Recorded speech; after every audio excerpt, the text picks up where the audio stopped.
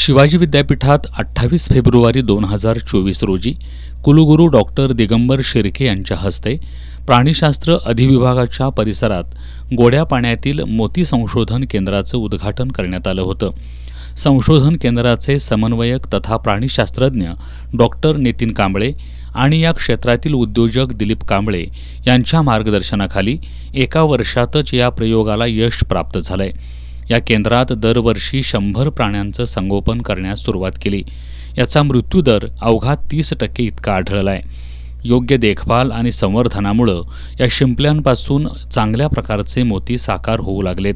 त्यातील साधारण 12 महिन्यांचा पहिला मोती महाराष्ट्राचे राज्यपाल तथा विद्यापीठाचे कुलपती CP राधाकृष्णन यांना कुलगुरू डॉक्टर दिगंबर शिर्के यांच्या हस्ते भेट देण्यात आलाय.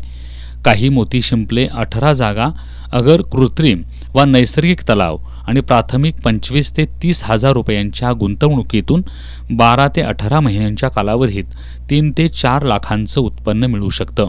शिवाजी विद्यापीठातील या यशस्वी प्रयोगामुळं जिल्ह्यातील मोत्यांच्या शेतीला चालना मिळणार आहे.